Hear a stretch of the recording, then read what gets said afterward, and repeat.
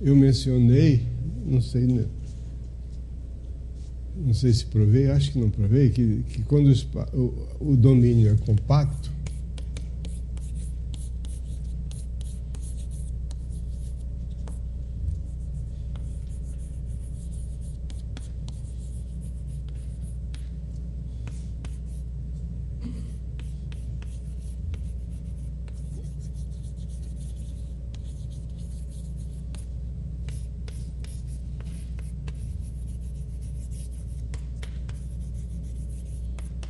então toda função contínua num compacto é uniformemente contínua. A demonstração segue a mesma linha do caso de função de uma variável. Você pode provar isso por contradição. Suponho que não fosse uniformemente contínua, então existiria.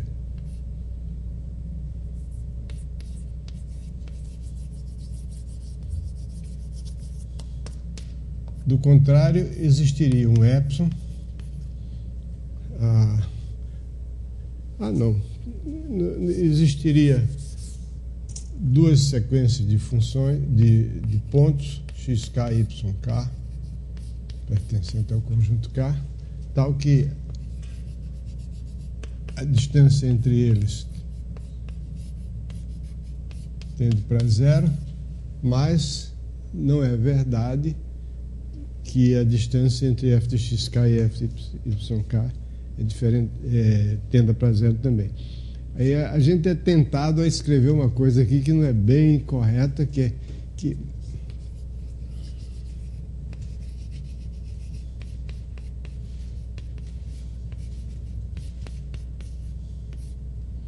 isso aqui está errado. Acabei de escrever uma coisa errada. Porque eu estou supondo, quando eu escrevo aquilo, eu estou supondo que o limite de f de xk... Perdão.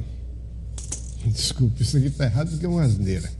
Mas f de xk a f de yk é diferente de zero.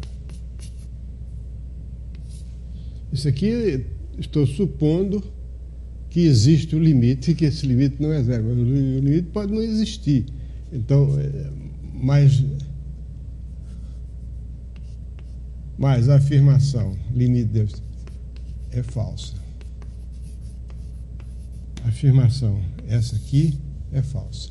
Quer dizer, não quer dizer que o limite é diferente de zero. O limite pode não existir. Oi? Alguém falou?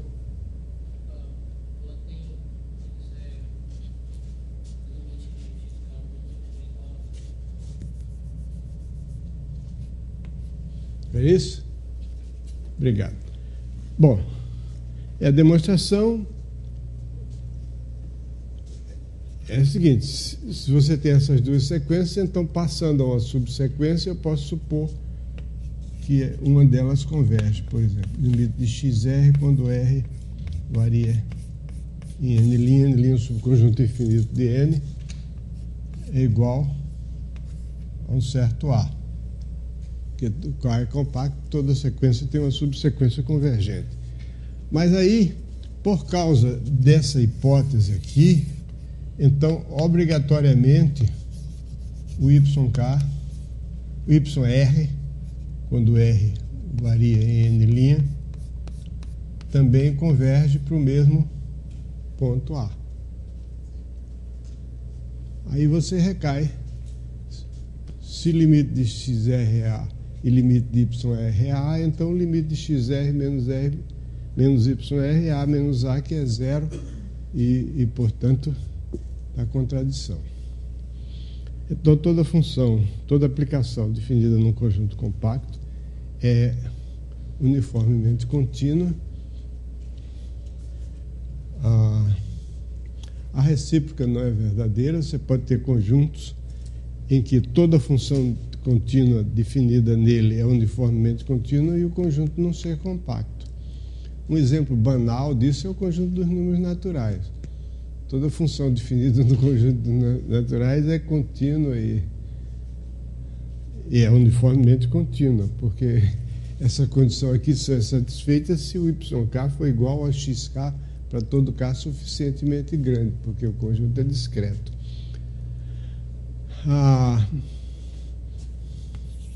Um exemplo que a gente viu de função uniformemente contínua é a função que satisfaz a condição de Lipschitz, quer dizer, as aplicações que satisfazem a condição de Lipschitz. Se você tem uma constante tal que vale isso aqui, então f é uniformemente contínua. Novamente, a recíproca é falsa. Existem funções que são uniformemente contínuas e que não cumprem a condição de Lipschitz. Por exemplo,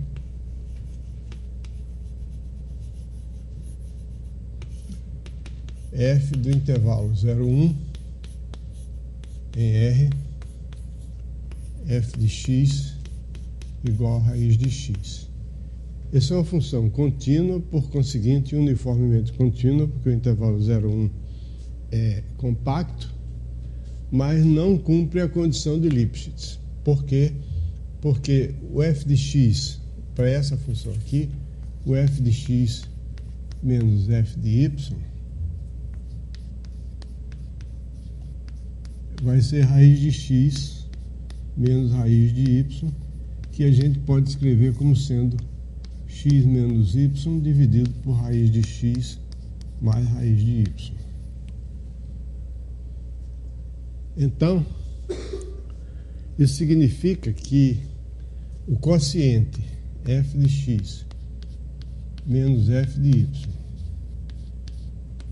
por x menos y é igual a 1 sobre raiz de x mais raiz de y.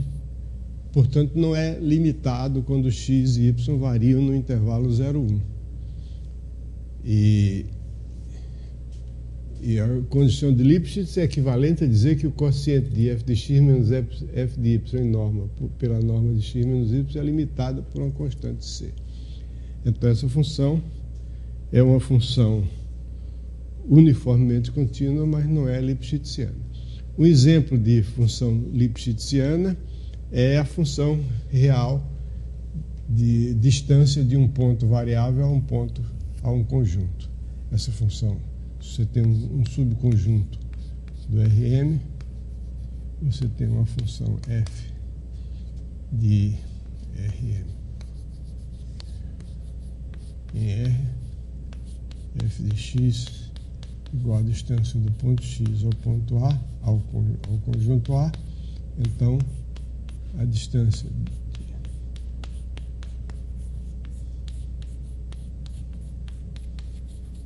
então é uma função lipschitziana com constante de Lipschitz igual a 1, portanto é uniformemente contínua. Essas são as coisas mais relevantes a respeito de funções aplicações uniformemente contínuas. E outra coisa que eu comecei a tratar e vou continuar hoje é a noção de homeomorfismo.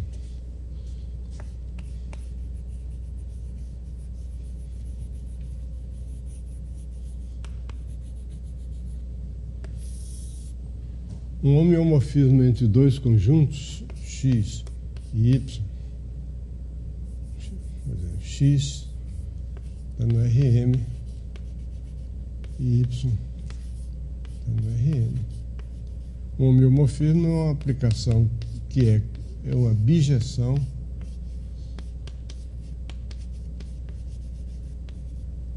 que é contínua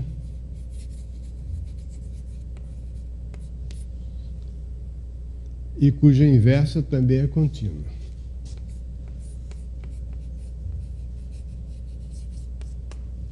Então, a bijeção contínua cuja inversa é contínua. Em várias situações, em categorias algébricas, em várias situações de álgebra, toda função que tem uma certa propriedade algébrica, por exemplo, é um homomorfismo, se tem o inverso também é um homomorfismo. Em álgebra linear, se tem uma transformação linear que tem uma inversa, a inversa dela também é linear. Mas aqui, em questões topológicas, não. Você pode ter uma função que é contínua. Nós vimos isso na aula passada. Você tem intervalo 0,2π, a gente tem a tendência de botar o π menor do que ele realmente é. Quando faz um desenho desse, vou fazer assim para destacar. Então você tem uma função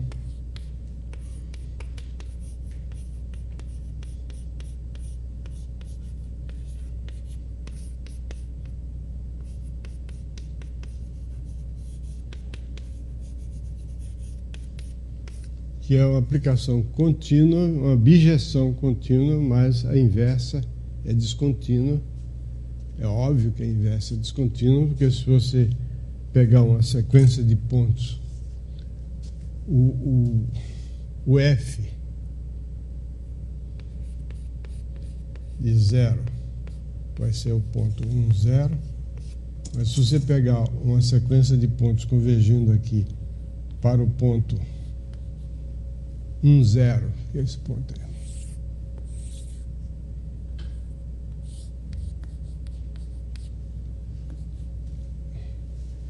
Então, se convergir com a ordenada negativa, então a f inverso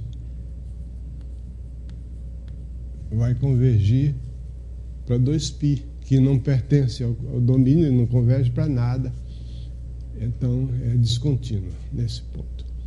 Então, essa é uma situação que só perdura, só existe porque o intervalo 0,2π que eu considerei aqui não é compacto. Se eu quiser tornar ele compacto, eu tenho que botar o 2π aqui, mas aí ele perde a bijetividade e não tem inverso. Mas existem alguns exemplos de homeomorfismo que são interessantes e outros que são interessantes, mas irrelevantes, e outros que são interessantes e relevantes. Um exemplo de homeomorfismo relevante é o seguinte: toda bola aberta em Rn é homeomorfo a Rn.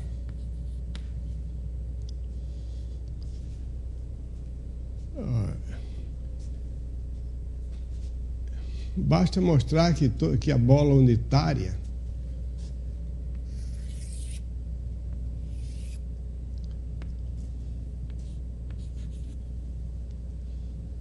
bola de centro 0 e raio 1 aberta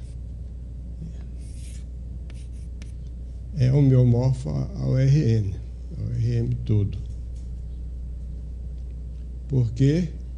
Porque você pode definir o homeomorfismo da bola aberta de centro 0 e raio 1 em Rn, sim, f de x igual a x dividido por 1 menos x.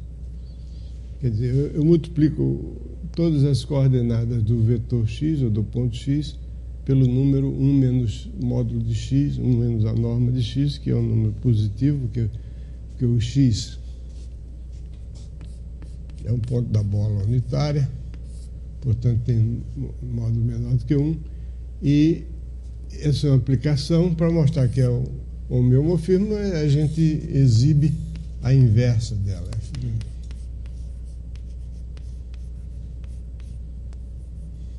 Vou escrever só bola B, f inverso de y igual a y dividido por menos mais y. Ok? Então, fazendo as contas que são óbvias, a gente vê que f composta com f inverso é identidade, e f inverso composta com f é identidade. Consequentemente, f é uma bijeção, porque f, isso aqui é a inversa de f, realmente. O correto seria talvez escrever aqui G e depois observar que F composta com G é igual a identidade e G composta com F é igual a identidade. Isso aqui é identidade do RN, esse aqui é identidade da bola. Agora, outro exemplo. Bom, daí resulta que toda bola aberta é homeomorfa RN, porque duas bolas abertas quaisquer são homeomorfas de maneira óbvia. Se você tiver duas bolas de mesmo raio, você simplesmente faz uma translação de uma para outra, elas vão coincidir. Se tiverem raios diferentes, multiplica pela razão entre os raios, passa de uma para outra. Okay? Um exemplo que é mais relevante do que esse, bom, é claro que bola fechada não vale, né? Porque a bola fechada é compacta, o RN não é compacto. O outro exemplo é o exemplo da projeção estereográfica.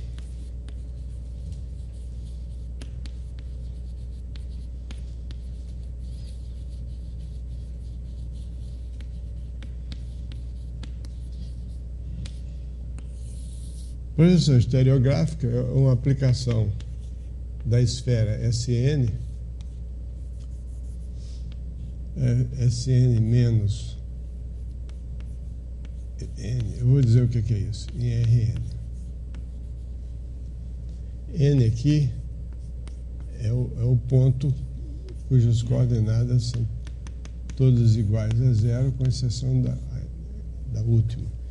Isso aqui pertence à esfera, e essa esfera, a gente sabe, ela está dentro do Rn mais 1. Essa projeção estereográfica foi introduzida por Gauss para estudar funções de variável complexa, e ela é utilizada também para fabricação de mapas. Isso. Só que ela... Bom, deixa eu dizer como é que ela é.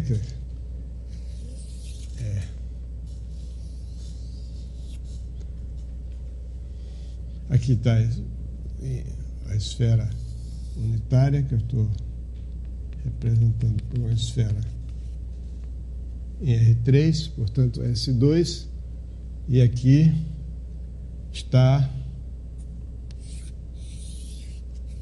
o plano. Quer dizer, eu estou considerando o Rn como sendo um subconjunto do Rn mais 1 com a última coordenada igual a zero em todos os pontos. Então aqui está o polo norte, N maiúsculo, aqui está o R2, que eu vou escrever que é o Rn, e a esfera Sn aqui está no Rn mais 1. E a aplicação Xi leva cada ponto X aqui num ponto, é o contrário.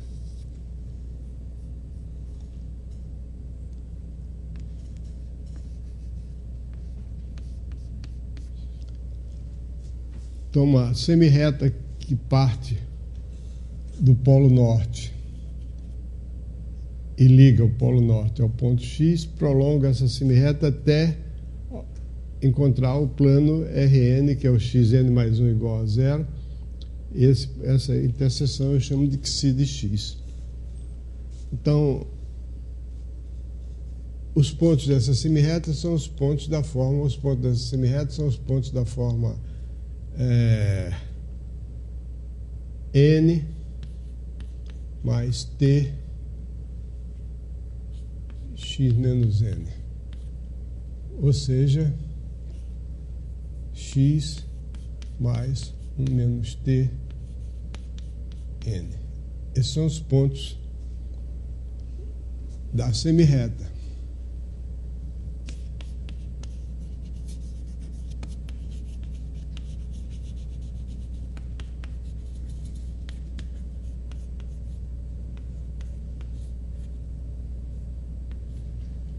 A semirreta é NX. Então, o ponto Xi de X corresponde ao ponto em que a última coordenada a um ponto da semirreta que tem a última coordenada igual a 0. Então significa que 1 menos t xn mais 1 tem que ser igual a 0. Isso aí me dá o valor de t, para o qual, então, t igual a 1 sobre 1 menos xn mais 1.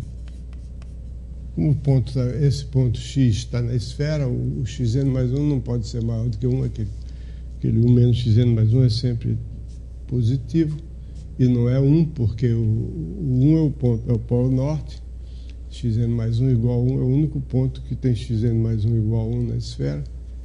Então, quer dizer que o que de x é o que eu escrevo assim, é igual a x'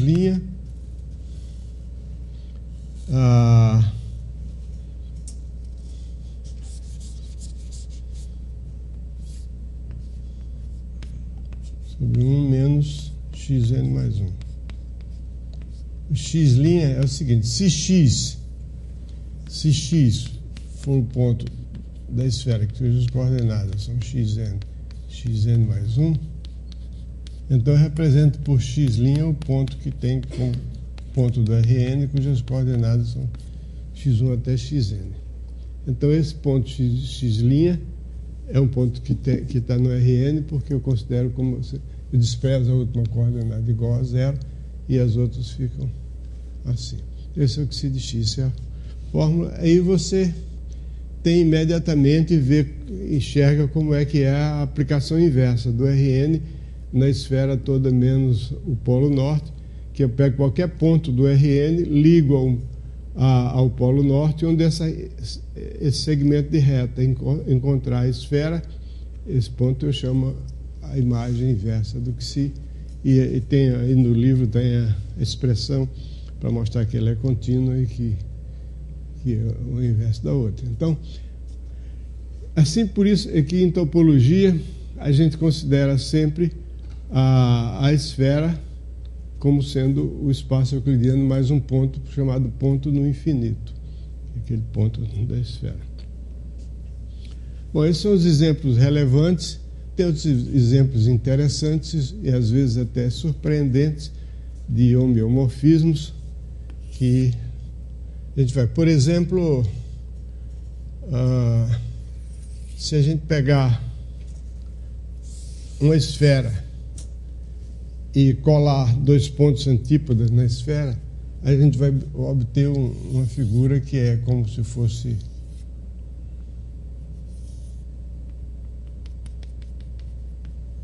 um tomate, né?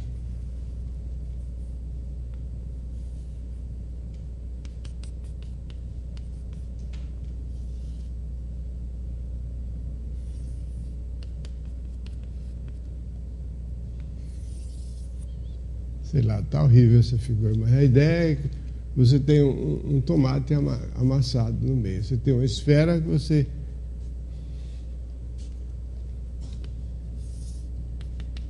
Na verdade, é um monte de circunferências, é a figura gerada, é a superfície gerada pela rotação de uma circunferência em torno de um ponto, né? Então, isso aí... Quanto mais eu desenhar aqui, aparentemente, pior fica a situação, né? Até que dá para, com boa vontade, entender o que é isso. Melhorou um pouco. Então, esse é um conjunto do R3. Um conjunto que parece bem diferente dele é esse aqui.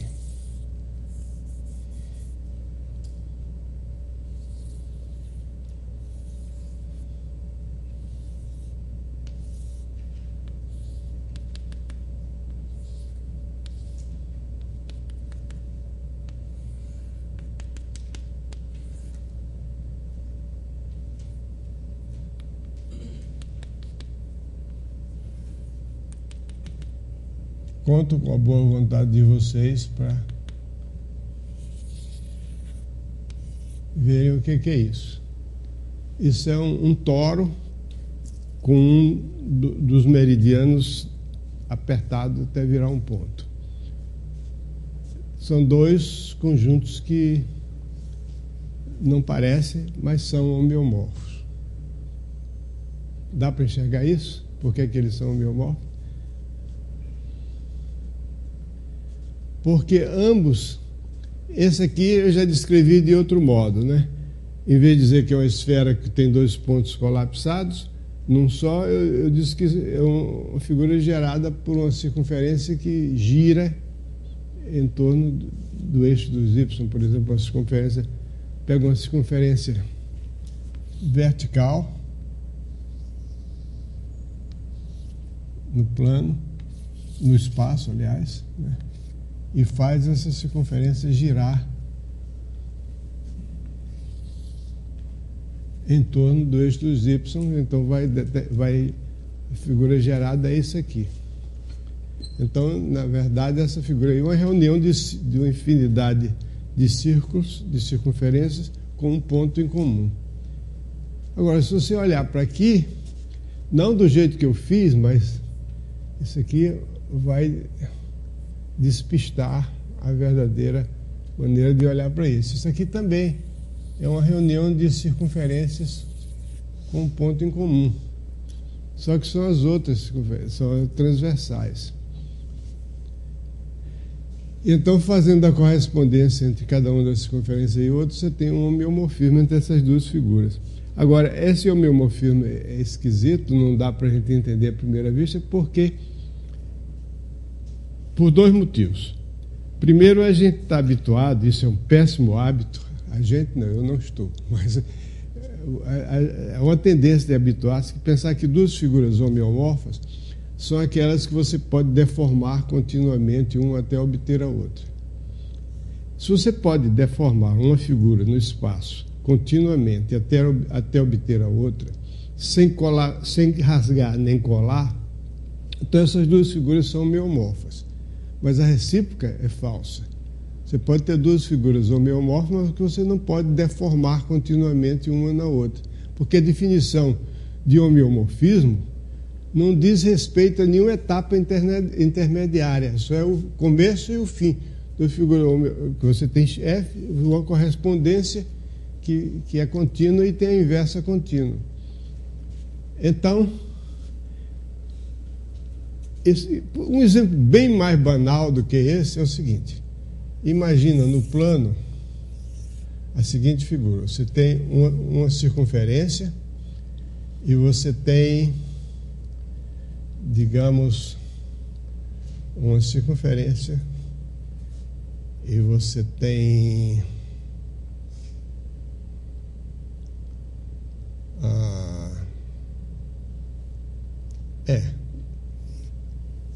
um segmento para dentro.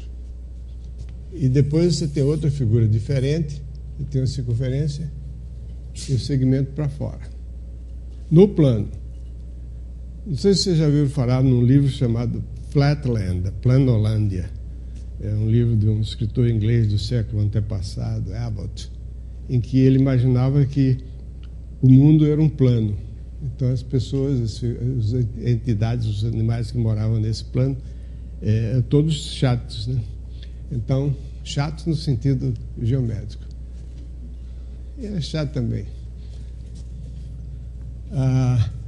Então, essas duas figuras são homeomorfas. E o homeomorfismo é fácil você pode imaginar que isso aqui é o mesmo círculo, só que eu estou desenhando de duas formas diferentes, mas é a mesma figura. E você simplesmente faz o homeomorfismo, é a identidade aqui, quer dizer, transforma isso aqui nele mesmo, e esse segmento transforma nesse segmento também isometricamente. Só que, mas acontece o seguinte: você não pode passar daqui para aqui continuamente sem cruzar no plano, né? Estou imaginando no plano, sem cruzar o limite ali. Aí, no momento de você cruzar, deixa de ser bionívoca a sua correspondência. Ou, dito de outro modo, essas duas figuras são homeomorfas, porém, não existe nenhum homeomorfismo do plano no plano que leve uma na outra. Aqui, por exemplo, esses dois conjuntos são homeomorfos, mas não existe nenhum homeomorfismo do R3 que leve um deles no outro. O homeomorfismo tem que ser homeomorfismo definido só, veja bem, a definição de homeomorfismo não requer que o F esteja definido no RM, né? É só definido aqui. Ok?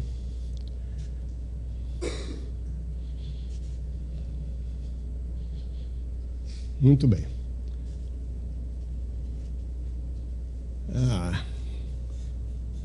O que mais? Citou. Diga.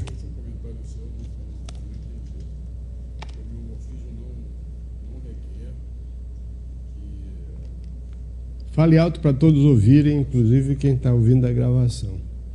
Eu não entendi esse seu último comentário a respeito do homeomorfismo. Você poderia repetir? O comentário é o seguinte: o homeomorfismo entre x e y é uma bijeção contínua de x sobre y, cuja inversa é contínua também. Eu não quero saber dos outros pontos do espaço. Essa bijeção não precisa ser a restrição de uma bijeção de uma função qualquer de Rm e Rn. Ok? Por exemplo, já que eu resolvi bancar o topólogo de brincadeira, por exemplo, a gente tem o toro. Todo mundo já ouviu falar no toro. O toro é o produto cartesiano de S1 por S1. Então, no toro, a gente tem dois tipos de linhas que se destacam, que são os paralelos e os meridianos. Os paralelos são esse aqui e os meridianos são esse aqui. Ambos são círculos. Muito bem. Existe, de maneira óbvia, isso aí é covardia do professor, nunca deve dizer isso. Isso é uma covardia. Existe, para quem sabe, é óbvio, né? Para quem já viu, um homeomorfismo do toro no toro que leva paralelos em meridianos e meridianos em paralelo. Existe um homeomorfismo do toro no toro que leva paralelos em meridianos e meridianos em paralelos. Porém, não existe nenhum homeomorfismo do R3 no R3 que transforme paralelos do toro em meridianos do toro. Esse homeomorfismo não se estende a todo o R3. Qual é o homeomorfismo do toro no toro que leva paralelos em meridianos e meridianos em paralelo? É o seguinte: no toro, a gente pode introduzir um sistema de coordenadas. Do mesmo modo que você introduz um sistema de coordenadas na reta, você introduz um sistema de coordenadas no toro. Só que essas coordenadas não são números, são pontos do S1. Porque o eixo, digamos aqui, você escolhe um eixo, entre aspas, é uma circunferência. Isso vai ser o eixo dos Y. Essa outra circunferência que eu estou desenhando aí com cor de rosa é o eixo do X. De modo que uma coordenada, você pega um ponto do toro, você baixa uma perpendicular sobre o eixo do X e uma perpendicular sobre o eixo dos Y.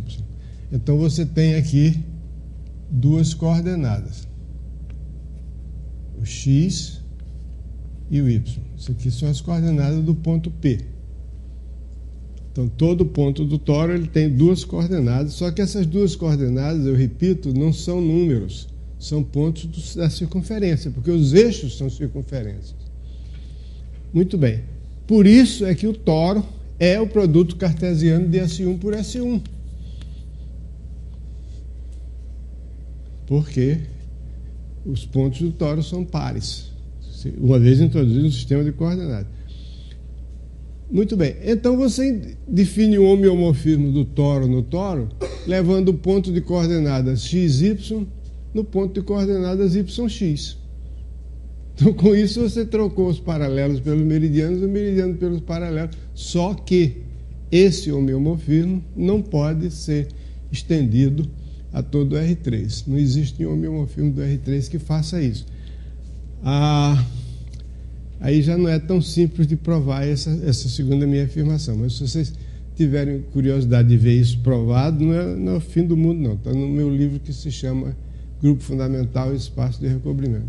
Está provado lá. Mas a demonstração é simples. Né? Ok, então, isso é tudo que eu queria dizer sobre homeomorfismo.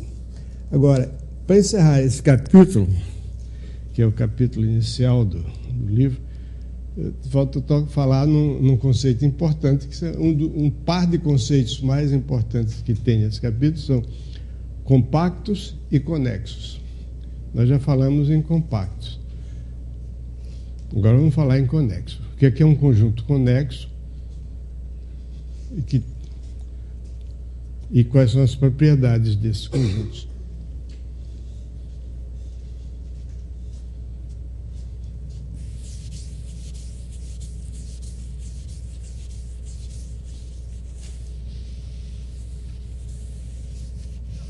Oi, fala alto.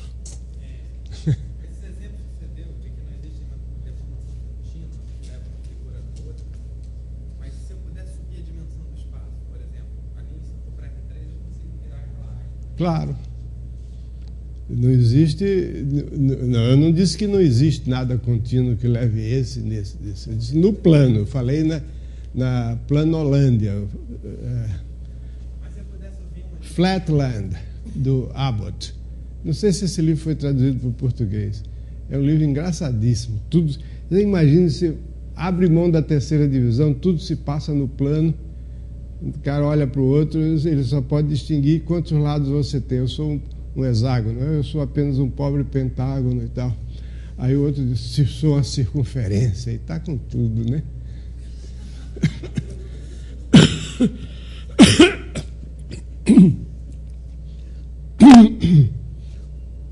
Não, as coisas, quando você aumenta a dimensão, as coisas complicam por um lado e se simplificam por outro. Você consegue fazer muito mais coisas, né? Bom, vamos falar de conjuntos conexos? Mas pode fazer mais perguntas.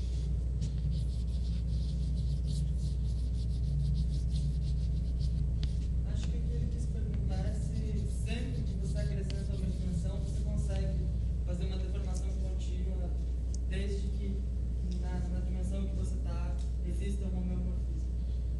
Não. Com essa generalidade toda, é muito otimismo. Pretensão não, é uma palavra muito forte. Otimismo. Bom, conjuntos conexos. Topologia é um ramo fascinante da matemática e fundamental. Bom, conjuntos conexos. Um conjunto conexo é que a primeira pessoa que em matemática falou em conjunto conexo, não com esse nome, mas foi o matemático francês chamado Camille Jordan, que escreveu um livro chamado Cours d'Analyse, que foi o paradigma de todos os livros. Não foi o paradigma, porque ele veio depois do livro do Cauchy. Mas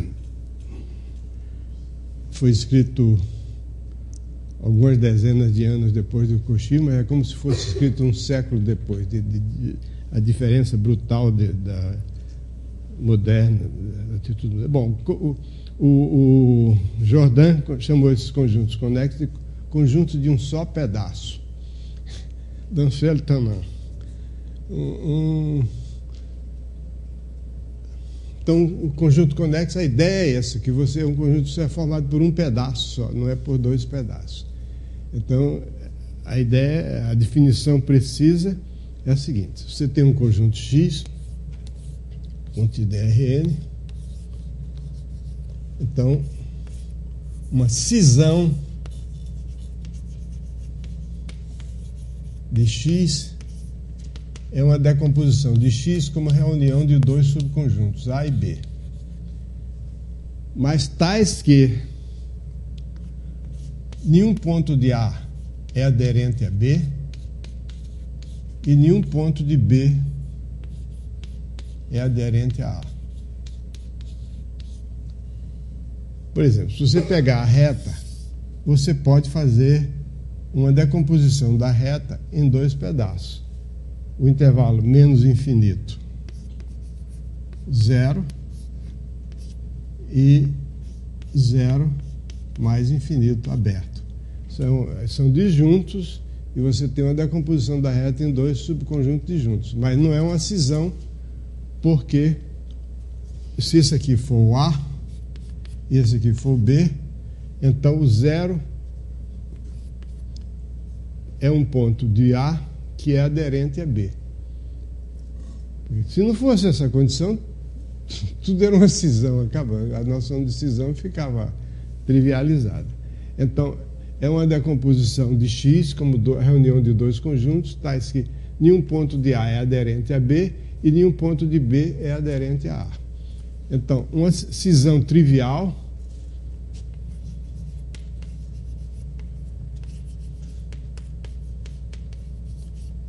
a cisão trivial é a decomposição de X como uma reunião dele mesmo com um conjunto vazio. Isso é cisão trivial. Nenhum ponto de A é uma cisão. Então, o conjunto chama-se conexo.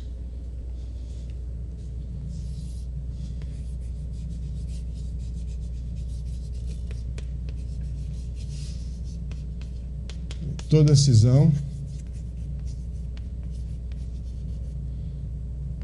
é trivial. Eu digo que X é conexo.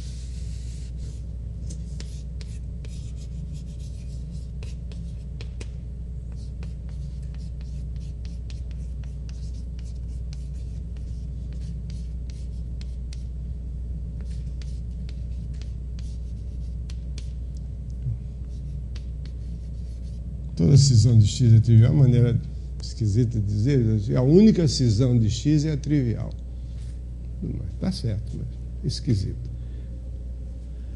Bom, então isso aqui é um conjunto conexo. E um conjunto desconexo é quando não é conexo. De um modo geral, é muito mais fácil dar exemplo de um conjunto desconexo do que um conjunto conexo. Porque, por exemplo, se você considerar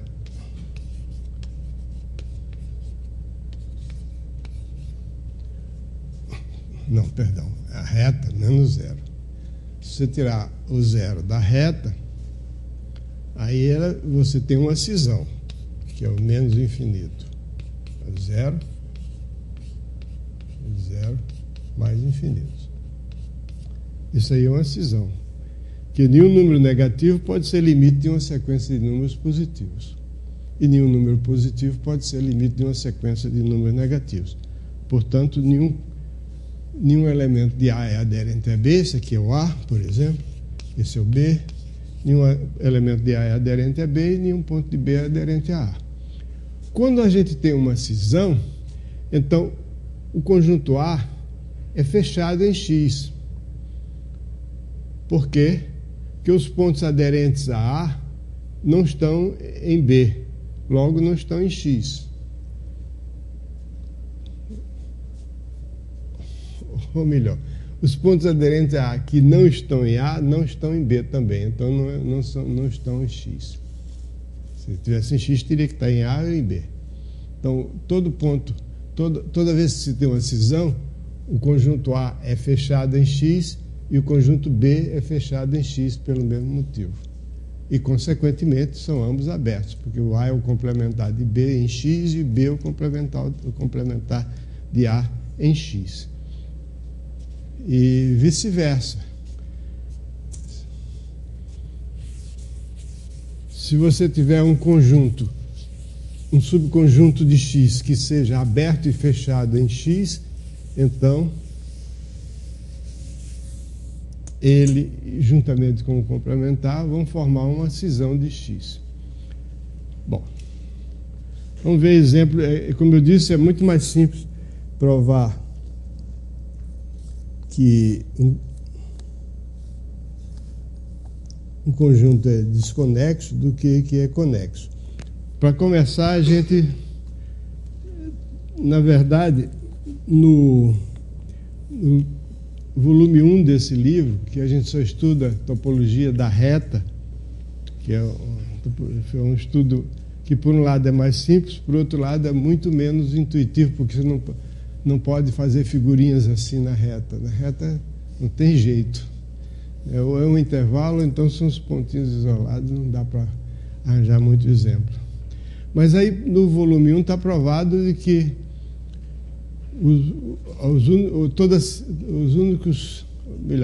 que todo intervalo é conexo. Lá não fala. Mas não sei se eu falo em conexo. Toda cisão de um intervalo é uma cisão trivial. Bom, então todo intervalo é conexo.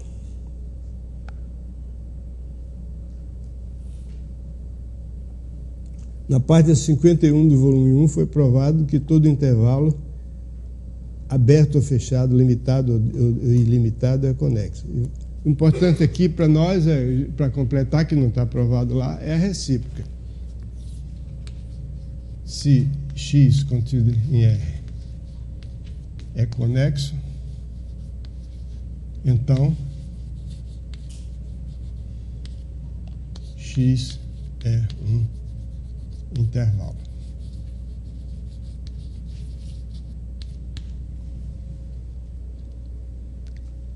Para provar isso, eu vou usar o fato de que um conjunto que quer provar que um conjunto é um intervalo, você tem que mostrar o seguinte, que se A e B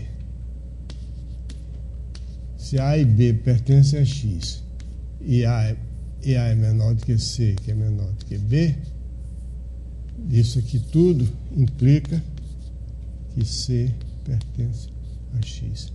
Uma vez provado isso, então X é um intervalo. Isso é um fato elementar de números reais. Os intervalos são caracterizados por essa propriedade. Se o intervalo contém 2 pontos, então ele contém todos os pontos que estão entre eles dois. E essa propriedade, os intervalos são os únicos conjuntos com essa propriedade. Então, se eu quero provar que se todo conjunto conexo da reta é um intervalo, eu vou mostrar que todo conjunto conexo da reta tem essa propriedade, satisfaz essa condição. Então, seja x conexo e A e B pertencente a X e C, estudei hipótese, tese.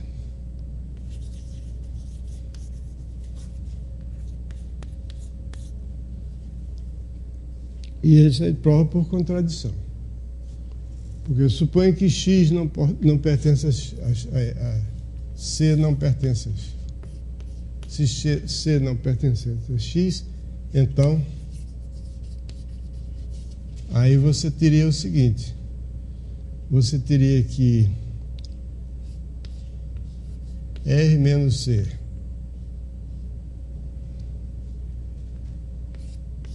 interseção X, peraí,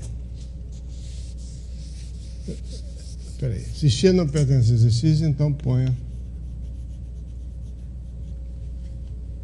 A como sendo o conjunto de todos os pontos de X que são menores do que C, e B o conjunto de todos os pontos de X que são maiores do que C. Então o que vai acontecer é o seguinte, que X vai ser a reunião de A com B, porque C não está em X, quer dizer, um ponto de X ou é menor do que C ou maior do que C, igual não pode ser. Então, X é a reunião de A com B. Isso aí é uma cisão. Porque é claro que os pontos aderentes a um conjunto, para a gente se lembrar, o ponto aderente ao conjunto é aquele que é limite de uma sequência de pontos do conjunto. Então, nenhum número menor do que C pode ser limite de uma sequência de pontos de números maiores, de uma sequência de números maiores do que C. Se você tem uma sequência de números maiores do que C, o limite é, na pior hipótese, igual a C, mas não pode ser menor do que C. E vice-versa, também para maior igual. Então, isso é uma cisão. Se é uma cisão, então, como X é conexo, Então a cisão é trivial. Quer dizer, ou A ou B, um dos dois é vazio.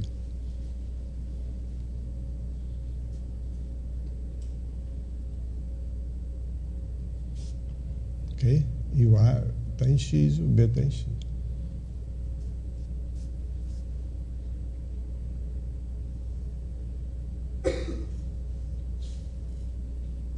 Ok.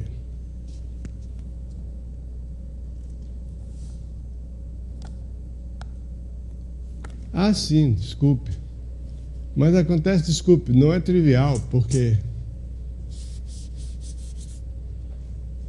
X é conexo. A não é vazio. Porque o ponto A pertence a A. E B não é vazio, porque o ponto B pertence a B. Então, a cisão não trivial.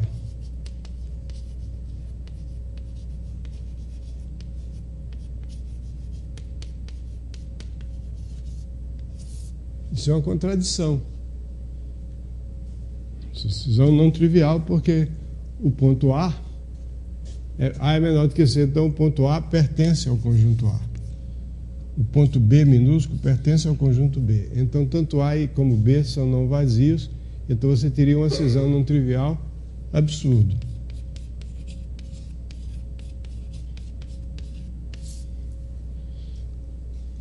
Muito bem, então, os únicos conjuntos conexos da reta são os intervalos. Agora, um teoreminha que resume as propriedades mais relevantes. Bom, a partir daí é que a gente vai obter exemplos de conjuntos conexos. A partir daí e desse teoreminha que eu vou demonstrar agora,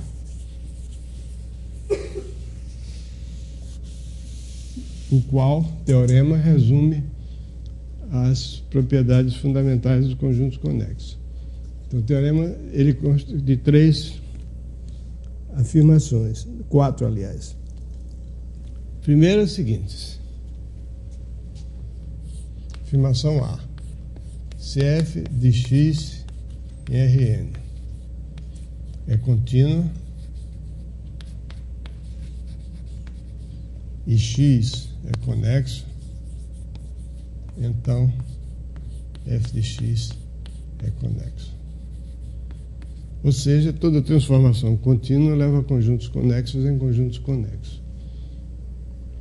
Isso aí é pelo seguinte, porque se você tivesse uma decomposição de f de x, está aqui o x, se eu tivesse uma cisão, f de x fosse igual a contínuo com B, reunião com B, uma cisão, então A e B são simultaneamente abertos e fechados em f de x, então tomando a imagem inversa do f de x,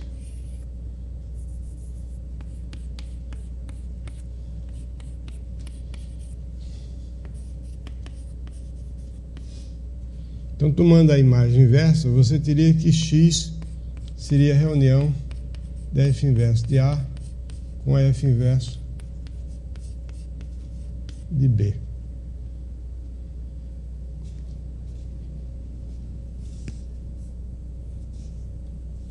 Mas isso aí seria também uma cisão.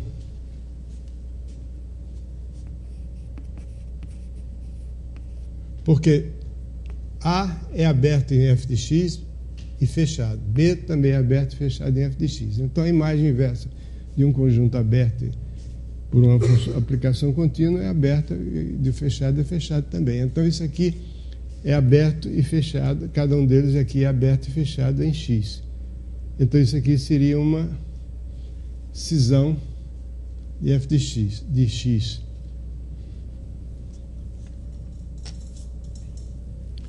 Mas aí o x é conexo. Então é trivial.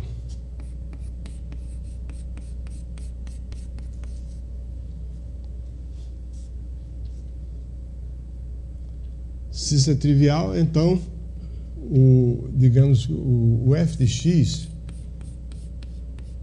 vai ser igual a f de f menos 1 de A. Não, peraí, o que eu estou falando? Estou falando bobagem.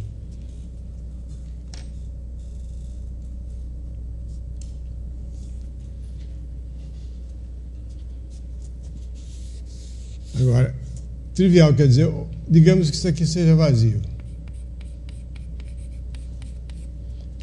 Então o A seria vazio também, porque o A é f de f menos 1 de A.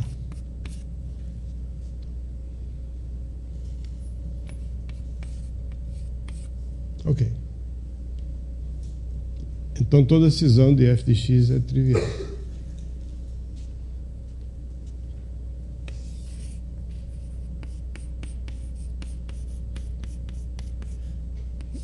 Devido a... Eu vou fazer um recall da demonstração. Recall da demonstração. A demonstração é a seguinte: suponha que x seja um conjunto conexo, quero provar que f de x é conexo. Para provar isso, eu considero uma cisão do f de x. Vou provar que essa cisão é trivial. Dada essa cisão, eu tomo a imagem inversa do A e a imagem inversa do B por f. Então isso vai dar uma cisão do x. Se é uma cisão do x, como o x é conexo, um dos dois é vazio, ou f menos 1 de A ou f menos 1 de B. Digamos que o f menos 1 de A seja vazio. Então o A é vazio, porque o A é f de f menos 1 de A. Isso não é verdade sempre, mas toda vez que eu usar isso assim é porque, a menos que eu esteja errado, é verdade. Isso é uma afirmação tautológica. A menos que eu esteja... Essa aqui é verdade porque a f, considerada como aplicação de x em f de x, ela é sobrejetiva. Bom, então o A é vazio, então toda cisão de f de x é trivial. Então, a imagem de um conjunto conexo por uma aplicação contínua é um conjunto conexo. Daí, a gente já tem um corolário. É que o teorema do valor intermediário.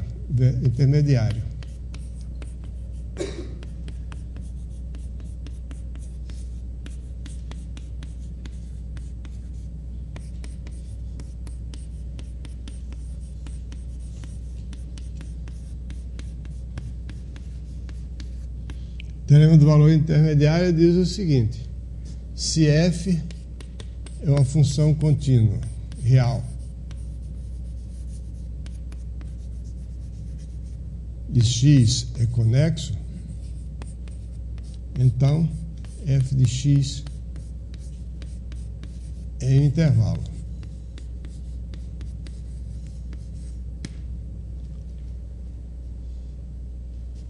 Então, por que você chama de teorema do valor intermediário? Porque é o seguinte: se você tiver um ponto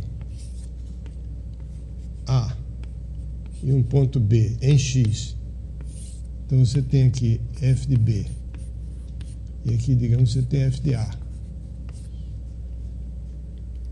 Então, para todo número compreendido entre f de A e f de B, vai existir um x tal que f de x é igual a c. Se uma função contínua definida num conjunto conexo assume os valores f de A e f de B, então ele assume qualquer valor compreendido entre f de A e f de B, porque a imagem do conjunto conexo é um intervalo. Uma consequência curiosa disso é um caso extremamente particular de um teorema famoso de topologia, cuja demonstração não pode ser dada aqui, chamado teorema de Borsuk-Ulam, que diz o seguinte: se você tiver uma função real definida contínua, definida na circunferência unitária,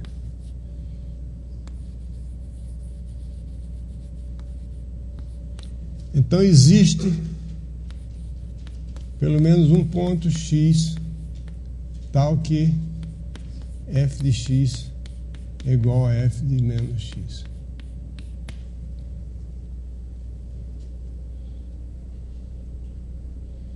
Quer dizer, tem sempre dois pontos antípodas. Sobre cada meridiano terrestre, existe sempre dois pontos daquele meridiano antípodas que têm a mesma temperatura. Supondo que a temperatura varia continuamente.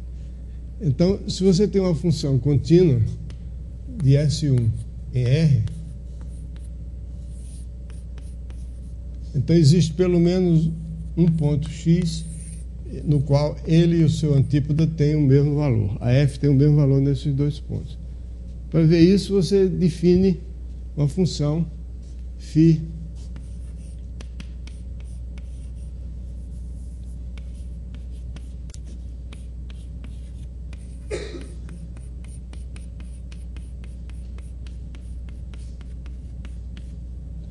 f de x menos f de menos x. Isso é uma função contínua. Logo, a imagem é um intervalo. Agora, acontece o seguinte. Se você... O f de x é menos... O φ de menos x... O φ de menos x é igual a menos φ de x. Certo? Pela própria maneira como está definido. Φ de menos x é menos φ de x.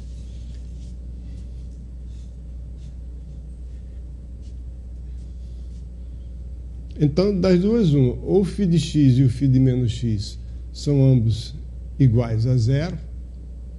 E nesse caso já está provado o fato que os dois são mesmos. Ou então não são iguais a zero, então essa imagem, o φ de x e o φ de menos x, não sei qual dos dois, eles estão aqui e formam a imagem de φ é um intervalo que contém o ponto zero.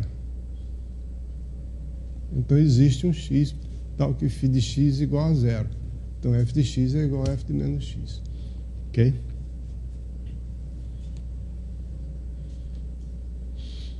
O teorema que eu me referi, o teorema de Borsuk-Ulam, diz o seguinte: se você tiver uma função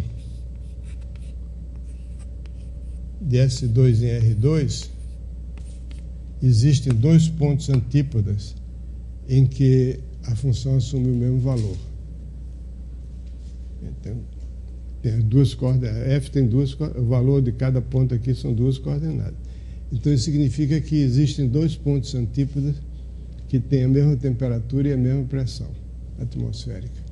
Em qualquer instante da Terra existem dois pontos antípodas onde a temperatura é a mesma e a pressão é a mesma. Tem outros teoremas geográficos assim que a gente pode provar. Um é que não é possível que o vento esteja soprando simultaneamente em todos os pontos da Terra. Tem que ter um ponto que o vento não está soprando. Umas besteiras geográficas, não serve para nada. Bom, então esse é o item A do teorema.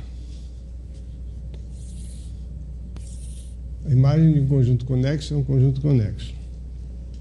O item B do teorema é que a reunião de uma família qualquer de conjuntos conexos que tem um ponto em comum é um conjunto conexo.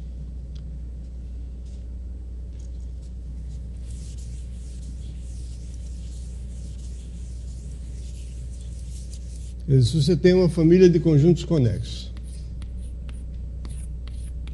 com índices num conjunto lambda qualquer de índice,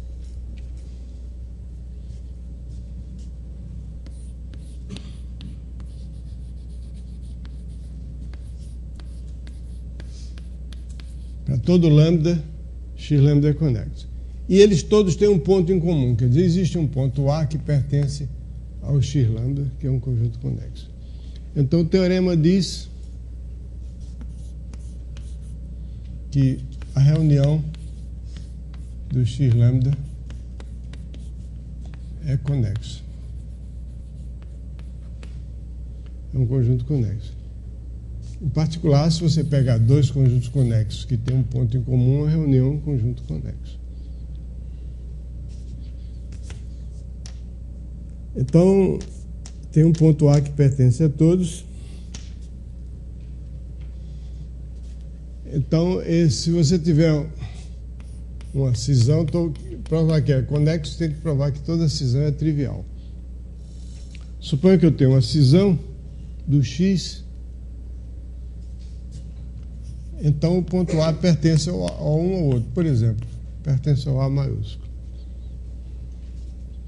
Aquele ponto que está em todos os x lambda, ele pertence ao A maiúsculo ou ao B maiúsculo, um dos dois.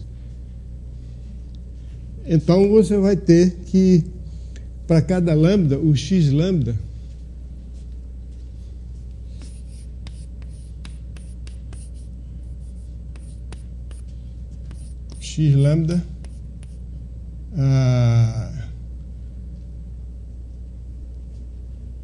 contém o ponto A, não é isso? Essa é a hipótese. Para cada lambda, o x lambda contém o ponto A.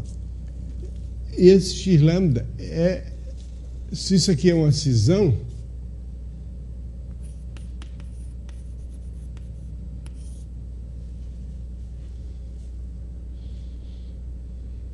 o A não é vazio. Então, o x lambda é igual a x lambda interseção A, reunião com x lambda interseção B. É claro, porque se x é interseção de A, é reunião de A com B, o x lambda, que é igual a x lambda de interseção x, porque o x lambda está contido em x, é isso aqui. Então, isso vai ser uma cisão também. Mas se é uma cisão, é trivial, porque, por hipótese, todo x lambda é conexo. Então, é trivial. Quer dizer, um dos dois aqui é vazio. Mas esse aqui não é vazio porque o A está em x lambda, para todo lambda. Então, o x lambda, interseção B, obrigatoriamente é vazio. Como isso é válido para todo lambda, então o x, então o B é vazio. Porque o B é a reunião dos B com interseção todos os x lambda. Porque o B é interseção x. Ok?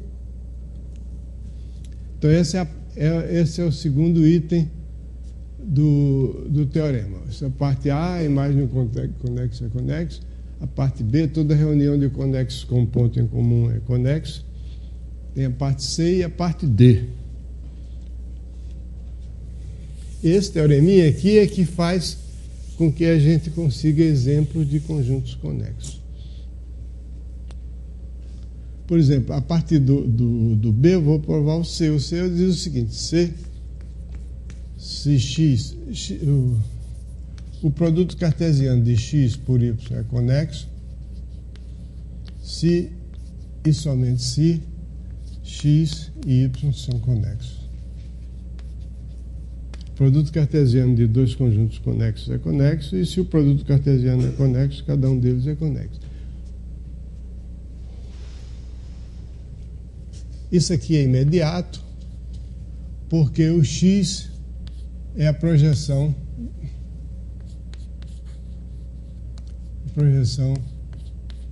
do x vezes y no seu primeiro fator, e o y é a projeção do x vezes y no seu segundo fator.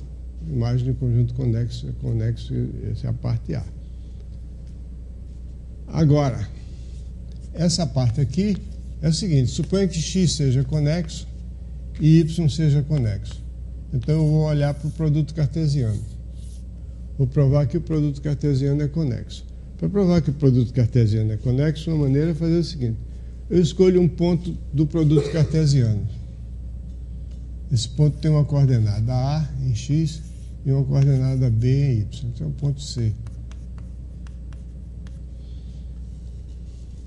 Agora, com o auxílio desse ponto, eu faço esse conjunto aqui, que é o x vezes B. É claro que o x vezes B é conexo, porque é homeomorfo ao x, a projeção dá um homeomorfismo evidente do x vezes B sobre o x. Então, para cada ponto xy, que eu vou chamar de z, em x vezes y, eu considero CZ o seguinte conjunto. Eu tenho o ponto XY aqui, o ponto Z. Então você tem o X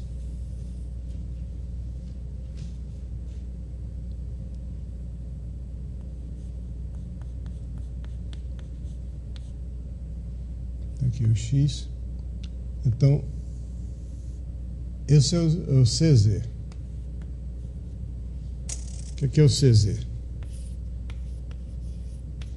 É o x vezes b, que é essa reta horizontal, reunido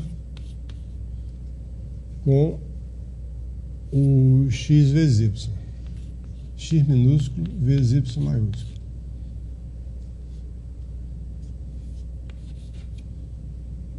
Não sei se está claro isso. Que aqui é o CZ. CZ é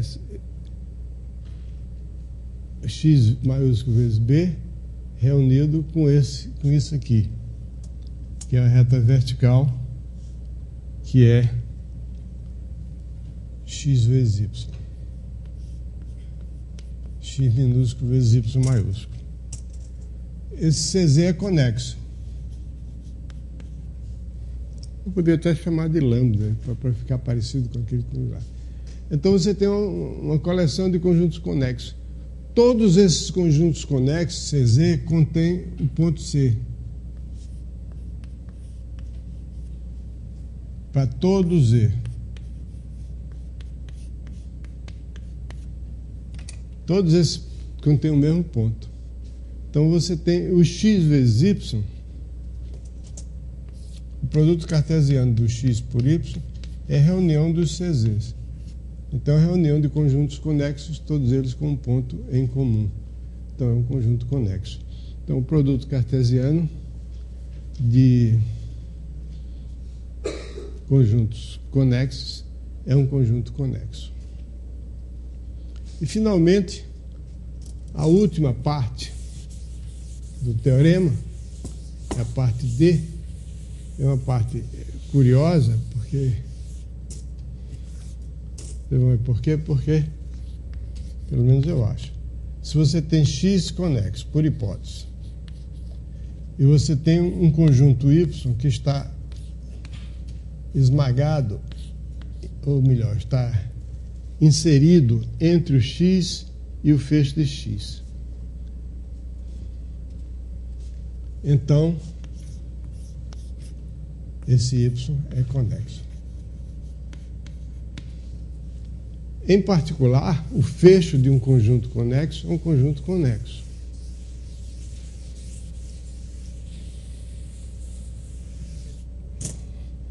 Deixa eu, antes de demonstrar o teorema, porque a demonstração é simples, mas eu queria dar um exemplo para mostrar como é que esse fato tem consequências que inicialmente contradizem a nossa intuição. Então, considerar aqui o gráfico de uma função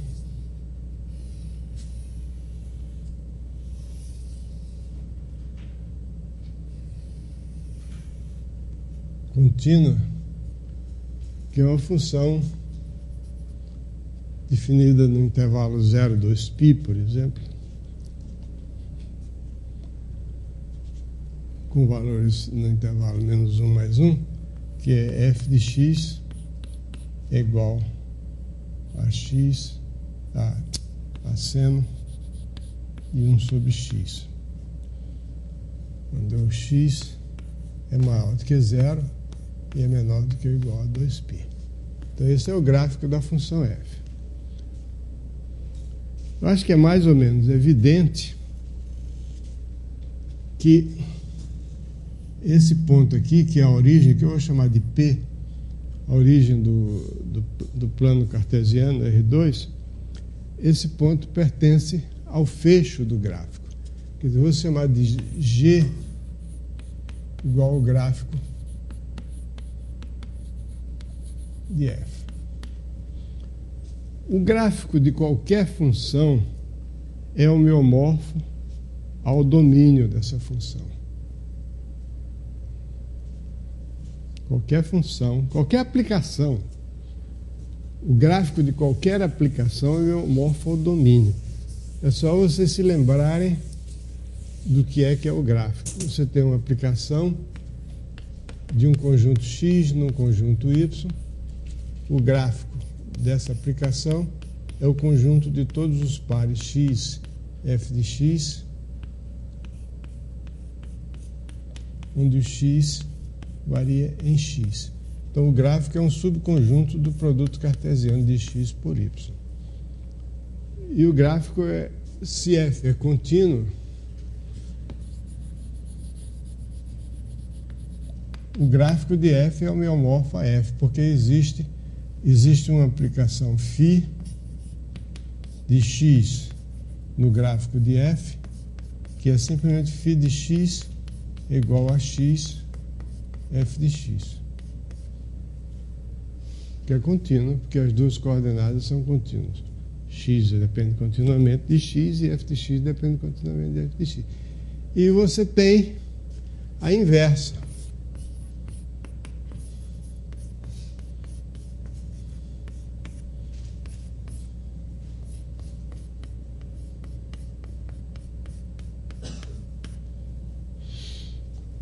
Que é a restrição da projeção do produto cartesiano num dos seus fatores, e essa restrição é contínua e uma é inversa da outra. Então, o gráfico, esse gráfico aqui, é homeomorfo ao intervalo.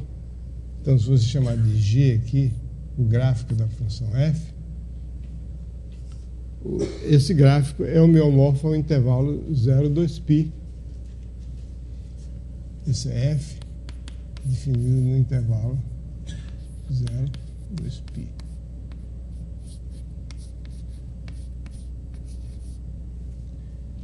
E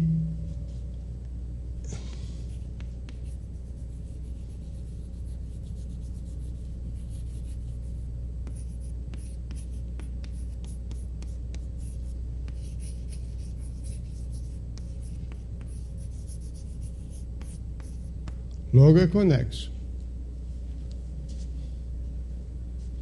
Esse ponto P aqui pertence ao fecho do gráfico. Só pegar uma sequência de pontos aqui do gráfico, em que a função seno x se anula, tendendo para zero. Porque os múltiplos de π, por exemplo, a função seno de nπ é zero, então essa sequência 1 sobre nπ vai tender para zero, então essa sequência tende aqui, então o ponto P é um ponto aderente ao gráfico. Consequentemente, então você está nessa situação aqui. Que situação aqui? Se você considerar o gráfico mais o ponto P, isso está contido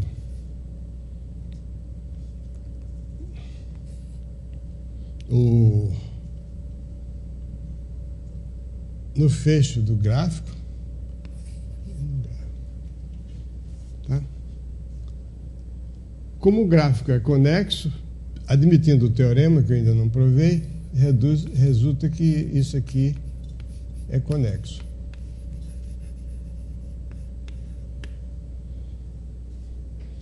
E isso contradiz um pouco a nossa intuição. Na verdade, não só esse conjunto G mais o ponto P é conexo, mas qualquer que seja o conjunto de pontos que eu pegue aqui, nesse intervalo que eu pintei de cor de rosa, a reunião desse conjunto, que é de qualquer subconjunto do intervalo vertical aqui, com o gráfico, vai dar um conjunto conexo, porque cumpre a condição aqui, está compreendida entre o gráfico e o fecho do gráfico. Isso viola a uma noção intuitiva que a gente podia ter inicialmente, e é bom educando a nossa intuição para dizer que esse conjunto é conexo. O que é que está pegando aí? O que está pegando aí é o seguinte: esse conjunto é conexo, mas logo mais, hoje eu falei demais disso, um bocado de bobagem, então atrasei um pouco a matéria.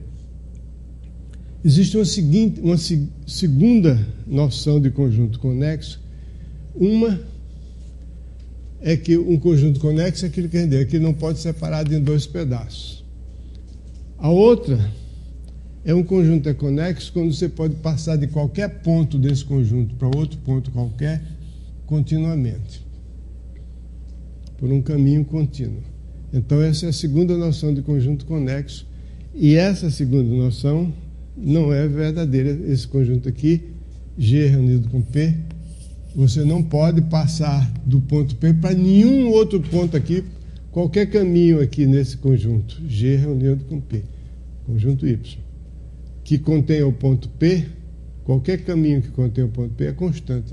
Você não pode sair, o ponto P não pode sair dali por meio de um caminho contínuo. Bom, mas agora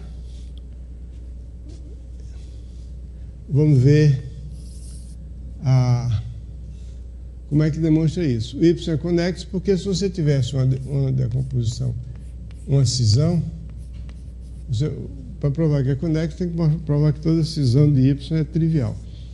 Y é A com B, uma cisão. Então, isso aí, o X vai ser X interseção A reunido com X interseção B. Isso também vai ser uma cisão, mas o X é conexo, então um desses dois conjuntos, ou X interseção A ou X interseção B, é vazio. Por exemplo, o X, um dos dois, eu escolho esse aqui. X interseção A é vazio. Aí acontece que isso vai obrigar que o A seja vazio. Porque o X está contido em Y. Se o Y é A reunido com B. Se o X não tem nada, não tem nenhum ponto em comum com A, ele deve estar todo contido em B. Porque o X está contido em Y. O Y é A e B juntos. O X não tem ponto em comum com A, então o X está contido em B. Se o X está contido em B, então o fecho de X está contido no fecho de B. Bom, peraí, o B está contido em Y, o fecho de X está contido no fecho de B, o fecho de B,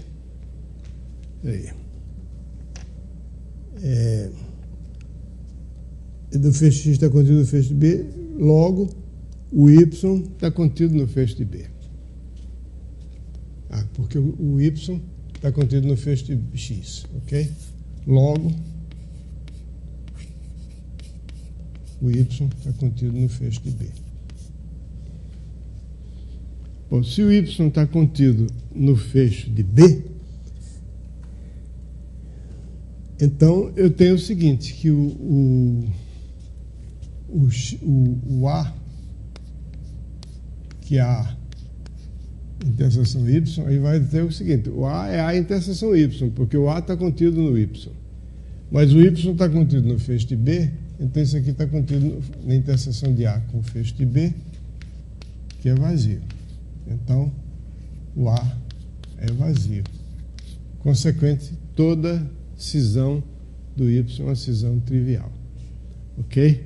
Então, isso serviu para mostrar que esse conjunto maluco aí não é conexo, ou melhor, é conexo, mas é um exemplo interessante, porque ele é conexo, mas não é conexo por caminhos, que é uma coisa que a gente vai ver na próxima aula. Eu pensava que dava para ver hoje, mas falei demais. Mas tem uma coisa, tem outro exemplo curioso também, que é o seguinte: se eu tenho a circunferência unitária e eu começo uma espiral aqui, que parte da origem, vai espiralando e vai tendendo para aquela circunferência unitária. Então, se eu considerar o conjunto formado pela circunferência e mais a espiral, esse conjunto é conexo. Esse conjunto é conexo porque a espiral é um conjunto conexo. É a imagem da semirreta, zero mais infinito, qualquer outro conjunto, outro intervalo que você escolha para parametrizar os pontos da espiral, né? E então o conjunto é conexo, e isso aqui, a reunião da espiral com a circunferência unitária, é o fecho da espiral. Mas não é conexo por caminho. Você não pode, partindo de um ponto da circunferência, por um caminho contínuo, você não pode atingir a espiral, porque para chegar lá você tem que passar uma infinidade de vezes por coisas que estão próximas, mas toda vez que você, num caminho contínuo, você atinge um pedaço da espiral, você é obrigado, se você sai daqui por um caminho contínuo, atinge esse ponto, se você quer se aproximar das coisas, você é obrigado a seguir aqui. E vai embora. Aí vai para longe e não converge para aquele ponto. Mas tem uma consequência positiva, que é o seguinte, que não é nada do outro mundo, mas a gente já pode, desde já, mostrar que SN, a esfera SN é conexa.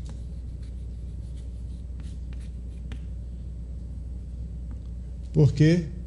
Porque SN é o fecho de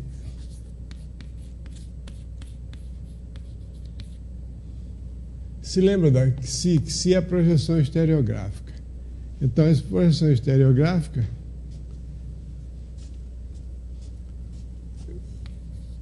a inversa da projeção estereográfica, a imagem dela vai ser a esfera menos o polo norte. Então, o fecho disso vai dar a esfera toda. O polo norte é aderente ao complemento dele, que não é um ponto isolado. Então, o RN é conexo. Por que o RN é conexo? Porque é o produto cartesiano de R por R. R é conexo porque é um intervalo. O produto cartesiano de R por R, por R, por R é conexo, conexo, conexo, conexo, conexo. Muito bem, então fica aqui encerrada a conversa de hoje.